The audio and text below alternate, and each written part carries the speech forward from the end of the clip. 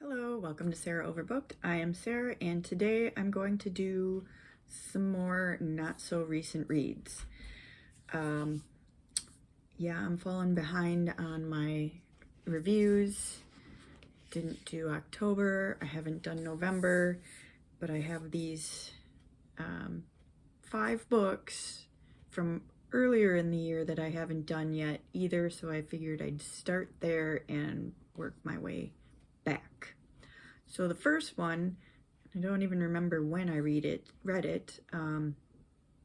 probably in July-ish maybe, is Beneath the Skin by Nikki French. This is a thriller. It's the first book I've ever read by Nikki French. I did enjoy the writing. This is about 3 separate women's stories. It's written in 3 different parts, and each part is each woman's story about being stalked and their experience with the police until the end of the story, their story. The first one was actually my favorite. The first third was my favorite part of the book, and that was about Zoe. She was a single woman who had recently moved into the city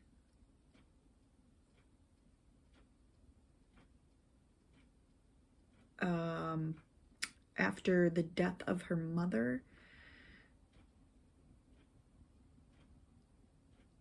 I believe.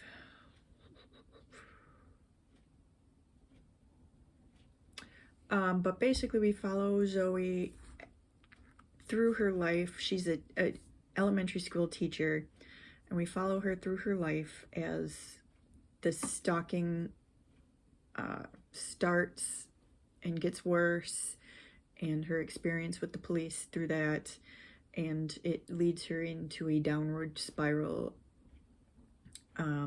while she's being terrorized by the stalker, and she becomes paranoid and uncertain of all the people in her life.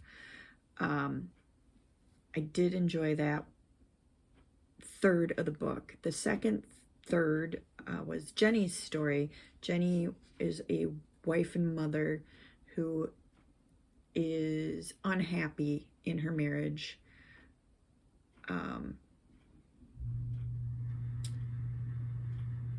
So we follow her as she's going through the stalking, which comes right after Zoe. We're going in chronological order. So after Zoe, the stalker starts up with Jenny. But basically it's the same thing as the first. Zoe, just a different environment. She's a mother with a husband, unhappy marriage. She's not understanding her kids. One's a teenager, one's younger. I wasn't invested in that part. The third part, we follow another young woman. I can't remember her name. Let's see.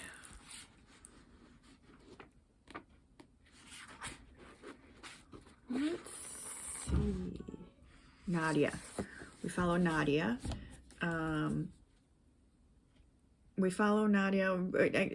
This part is a little more than a third. It's the longest part. I don't know why. She's more confident in her life than Zoe was. And at this point, the author, she tries to throw in a tragic romance, which didn't do anything for the story. It was dumb, pointless, just something to throw in, I guess. And she also brought out the identity of the stalker maybe about halfway into this portion, which I thought was too early, or before halfway, actually. I thought it was too early, because as soon as I found out who it was, or who it was, confirmed who it was, I didn't care anymore. from that point on, it was just very predictable about what happened. So this was just an average read. Not a great thriller, not the worst. The first part did get me into the book, at least, and that made me want to finish, even though as we kept going, I could care less and less.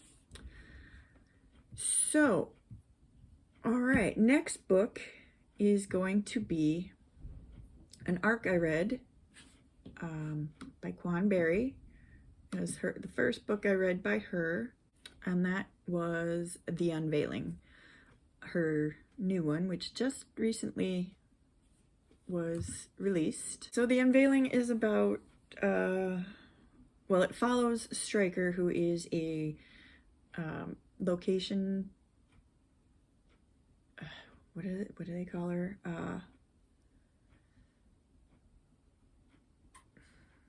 She goes out and looks at the locations to see if they'd be good for movies. I can't remember. The word's not coming to me. That happens a lot. And the location that she was sent to was the Antarctic. So she's on a cruise to the Antarctic with a bunch of people, just there for regular vacation. Once they get there, they go out in their kayaks for their first tour, and something happens and they get stranded on the island that they were by.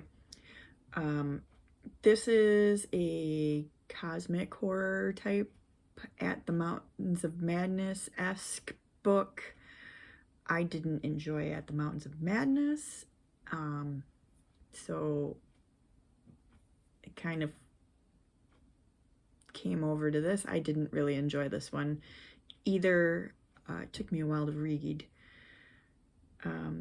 If you do enjoy that type of book, you might want to try this one. You might enjoy it. It's just not my thing. Stryker is on this trip as a work trip. So once they get on the island, those who have survived the incident are finding remnants of other people who have been there. So they follow the footsteps and find a shelter, supplies left over, and then Stryker starts having visions and blackouts, and she doesn't have her medication, so they start getting worse and more often. And the whole story is what she's experiencing real, or is it in her head? Is something actually going on, or is she just going crazy? It's part fever dream, part flashback, part survival story, all through the eyes of an unreliable narrator. But you don't really get, the only real story you get, my cat is licking the dishes in the sink.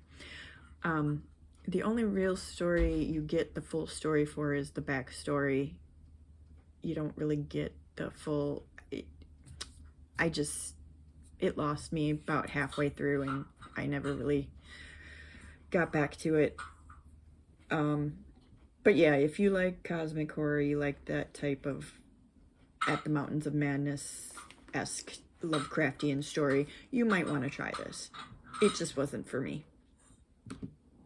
So the next book I'm going to go over is One Dark Window, The Shepherd King Duology, book number 1 by Rachel Gillig. So the synopsis, it's been a while. The synopsis is an ancient mercurial spirit is trapped inside Elspeth Spindle's head. She calls him the Nightmare. He protects her. He keeps her secrets, but nothing comes for free, especially magic.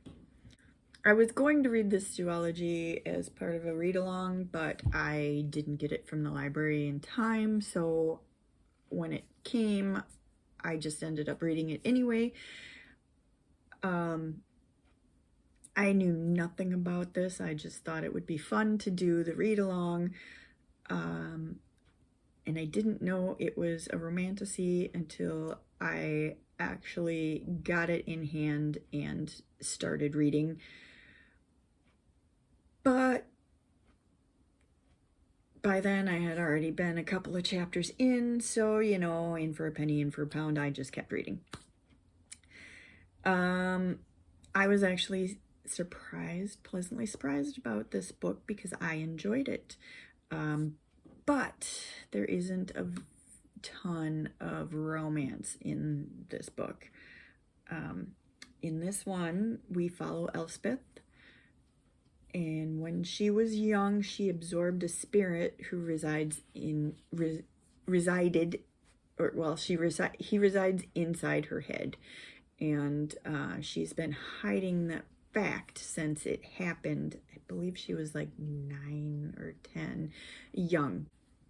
Now, as a young adult, she is brought into a plot to save the town, her town, from a magical mist that is cutting them off from the rest of the world. It started way back, it's been there, and it's kind of closing in slowly. To save her town, there's a small group of dissenters, and they need to defy the king and gather up all the magic cards that the Spirit of the Woods gave to the people years ago. That's when the whole curse on the town occurred, is when the cards were given to the people. That is the magic system. It's all about these cards. The beginning of the story, Elspeth meets a highwayman, and gets indoctored into the group, and they start searching for these cards. The magic system around these cards, it's well described, and as I said before, they were a gift from the Spirit of the Woods, and it's supposed to be a system of balance, and there are advantages and disadvantages to using these cards. I enjoyed the nightmare, the spirit in her head, and I think actually in this first book that the nightmare was my favorite character of the book. He was dark, protective, morally gray. I do like the morally gray type characters. He's out to help himself, and that never really changed. There was a little bit of a romance because Elspeth falls in love with the highwayman that she meets in the beginning, but it's not overwhelming. It's just very underlaying. It's there, but it's not what drives the book, and that's why I liked this book. The next book that I read and haven't done a review on is The Caliban's War, The Expanse, book number 2. Being that we are going through a series, I won't be able to tell you a whole bunch about this one, but here we go. So book number 2 is a different type of story than book number 1 was. It follows the main character. The main characters are in it, of course, the crew of the Rocinante, but it follows other characters that are new to this book. So the crew of the Rocinante is still flying together and still trying to make the universe a better place. This time, who we follow is Bobby, who is a large, as the book just kept overstating every time you read about her. She's large, big woman, blah, blah, blah. That got annoying. But a Martian Marine, who is the only survivor of an attack from what looks to be upgraded level of the creatures that they ran into in the first book. This causes Bobby to have PTSD and being tossed into the unknown, because after being the only survivor, she's brought in to do interviews and do a bunch of reports, and brought into the political world she knows nothing about. Her world is turned upside down, and we follow her on that journey. And then 2, we follow Avasarala, who is an upper echelon level UN politician. She's a very strong-willed woman who knows how to manipulate the system to get what she needs. And 3, we follow Prax, who is a botanist from Ganymede, whose young immunocompromised daughter has gotten kidnapped. He's a soft-spoken, intelligent man who will do anything to get his daughter back. We follow each of these characters as they eventually converge, as their search for what each of them is searching for, the information converges together. The characters are still well fleshed out and believable, with flaws and arcs. We also get more out of the crew of the Rousey as they move from the side stage in the beginning, where we're just getting to know our 3 characters we're following, to the main stage as they get brought into the search for information and helping to find Prax's daughter. Because we had 3 different stories converging together, it did suffer from that issue that certain books have, that one of those stories was not as good as the others.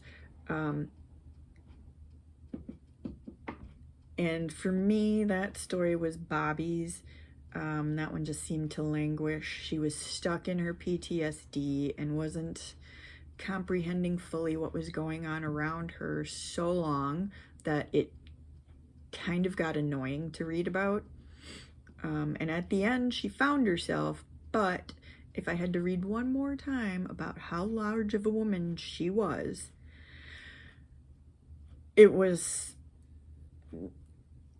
like the only thing that they could come up to describe her. It was pretty bad.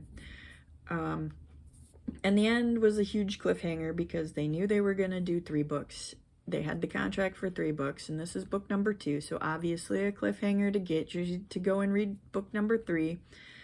And it was a cliffhanger that actually made me want to move on to book number 3.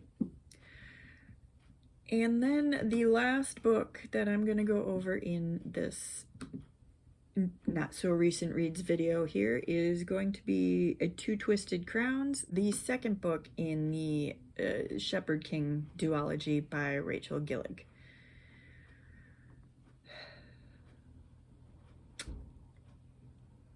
I read this book. I did not like it at all. This book made me wish I was not so much of a completionist as I am. I should have DNF'd this book after the first chapter. It was not worth my time, but being me, I read the whole thing. Yay.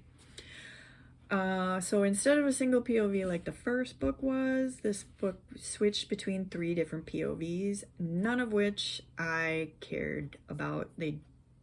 The author didn't make any of these stories compelling whatsoever.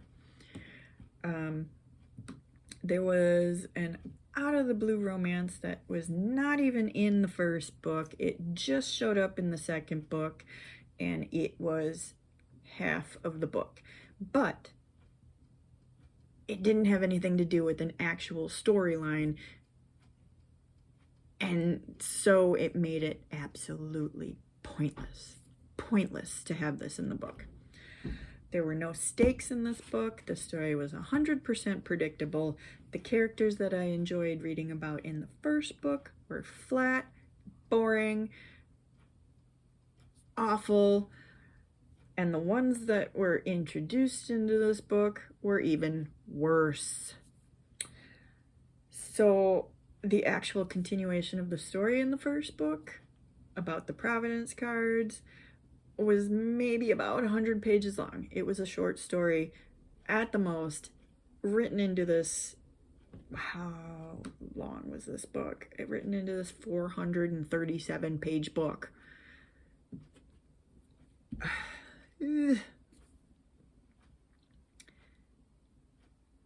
So basically what I'm saying is take that 100 pages, if that's really how you wanted to end this story, plot it onto the back of the first book and don't write this second one. The second one was not worth my time at all. And there you go. We'll end on that one. So that is some not so recent reads. I am now caught up until November, so hopefully I can get myself on here and start doing the November reads. Get a November recap, maybe, or October.